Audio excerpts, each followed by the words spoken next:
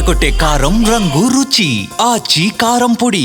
రాష్ట్ర స్థాయి జిల్లా స్థాయి నాయకులకు అది చిన్న పదవే కావచ్చు, కానీ అక్కడి నేతలకు మాత్రం అది పెద్ద పదవే. అందుకే ఏపీ అధికార పార్టీలో ఆ స్థాయి అగ్గిరాజేసింది. అయితే ఈ పదవుల పంపకాల్లో ఇప్పుడు కొత్త కోణం కూడా తెర మీదకి రావడంతో కూటమిలో కుతకుతలు ఎక్కువయ్యాయట. వ్యవహారం కాస్త కులరంగు పులుముకోవడం చర్చనీయాంశమవుతోంది. ఇంతకీ ఈ గొడవేంటి, ఇదంతా ఎక్కడ జరుగుతోంది, దానికి దారి తీసిన పరిస్థితులేంటి?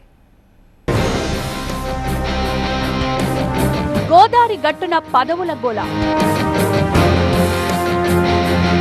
జనసేనలో కులం కుంపట్లు. గుర్తించండి ప్లీజ్ అంటోన్న బీసీ నేతలు. అన్నింటా వారే, అన్నీ వారికేనా?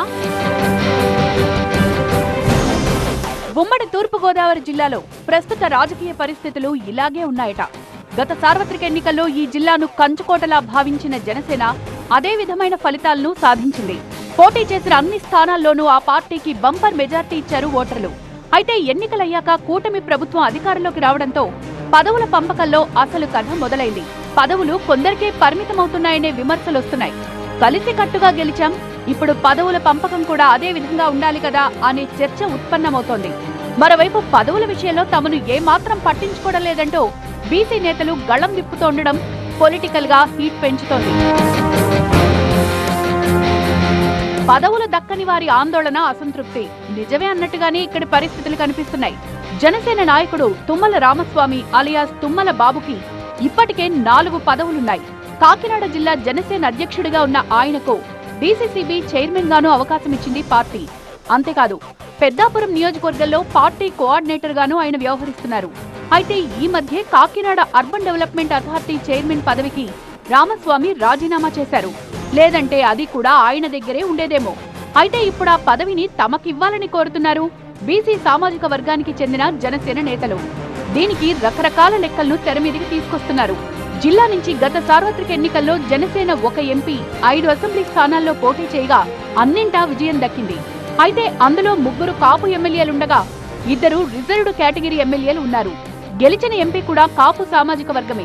దీంతో తమకు కనీసం కుడా చైర్మన్ పదవైనా ఇప్పించాలని కోరుతున్నారట బీసీ నాయకులు. కూటమి ప్రభుత్వం ఏర్పడ్డాక జరిగిన పదవుల పంపకాల్లోనూ సామాజిక లెక్కలు సరిపోలేదంటున్నారు జనసేన బీసీ నేతలు.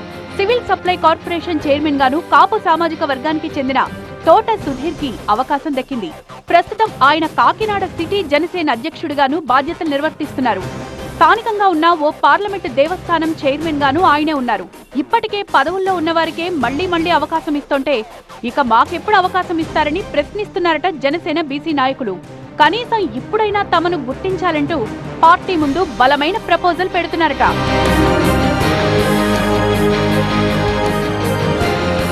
కాకినాడలో కాపు సామాజిక వర్గం ఎంత కీలకమో బీసీ సామాజిక వర్గం కూడా అంతే కీలకం. అందుకే కుడా చైర్మన్ గా తుమ్మల బాబు రాజీనామా చేయడంతో ఆ పదవి కోసం నేతలు పోటీ పడుతున్నారు. తమకే అవకాశం ఇవ్వాలంటూ ఇప్పటికే బీసీ నేతలు పార్టీ పెద్దల దృష్టికి తీసుకువెళ్తున్నారట. ఇప్పటి వరకు తమ సామాజిక వర్గానికి ఒక్క అవకాశం కూడా ఇవ్వలేదని, బీసీల్లో పార్టీ పట్ల సానుకూలత ఏర్పడాలి అంటే ఆ స్థాయిలో పదవుల కేటాయింపులు కూడా ఉండాలని హైకమాండ్ కు గుర్తు చేస్తున్నారట నేతలు. రాబోయే స్థానిక సంస్థల ఎన్నికలను దృష్టిలో పెట్టుకుని నిర్ణయం తీసుకోవాలని సూచిస్తున్నారట. గత ఎన్నికల్లో ఇక్కడ బీసీలందరూ జనసేనకు జై కొట్టారు కాబట్టి వాళ్లకు కూడా పదవుల పంపకాల్లో ప్రయారిటీ ఇవ్వాలి అన్నది ప్రస్తుతం ఆ వర్గం నేతల నుంచి వినిపిస్తోన్న డిమాండ్. లెక్కలేసుకుని మరీ కుడా చైర్మన్ పదవిపై నిర్ణయం తీసుకోవాలని హైకమాండ్ కు స్పష్టం చేస్తున్నారట. కారణాలు ఏమైనప్పటికీ తుమ్మల బాబు రాజీనామా చేశారు. మరిప్పుడు ఆ పదవిని మళ్లీ అదే సామాజిక వర్గానికి కేటాయిస్తే ఏంటి లాభం? ఇప్పటికే పదవులు దక్కించుకున్న వర్గానికి మళ్లీ పదవులు కట్టబెట్టడం వల్ల ఏంటి ప్రయోజనం అని ప్రశ్నిస్తున్నారట బీసీ నేతలు.